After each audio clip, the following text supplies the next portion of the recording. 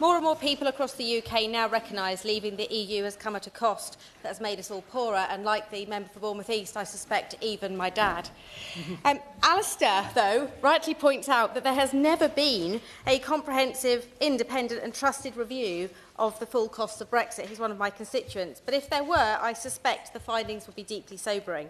Because in an increasingly unstable global landscape shaped by shifting US politics and rising tariffs, it's more important than ever that we secure strong, stable trading links with Europe. And a recent YouGov poll of over 15,000 people showed nearly half want trade with the EU as a top priority, compared to just 22% who prioritise America. One area that deserves urgent focus is defence, and I declare an interest as a proud member of the All-Party Parliamentary Group for Armed Forces and a member of the Armed Forces Parliamentary Scheme. We cannot ignore the growing pressure to spend more on defence, especially as the US steps away from NATO. But if we're going to invest more, let's do so by working with trusted European partners, not by handing more contracts to US defence giants.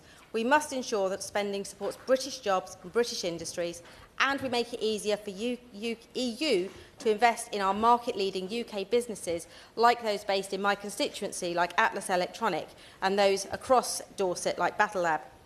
Another area is, of course, the veterinary agreement. This gap in policy is having a serious impact on UK farmers, who are already reeling from the consequences of the Conservatives' botched trade deal and this government's damaging and short-sighted budget changes. Without proper arrangements for animal health and streamlined border checks, exports have dropped. Yet research from Aston University shows that a veterinary agreement with the EU could boost exports by at least 22.5%. And that's confirmed by major retailers, including Sainsbury's, Lidl and Marks and Spencer's, who called for a veterinary deal, writing in the Financial Times that red tape is driving up the costs of food and drink. We've heard ministers express support, but no progress. This must change. It's time to rebuild our relationship with the EU. Let's put forward a modern trade deal that strengthens cooperation on defence, food, farming, a much-needed youth mobility scheme, and brings us into a customs union, even if for political reasons it needs to have another name.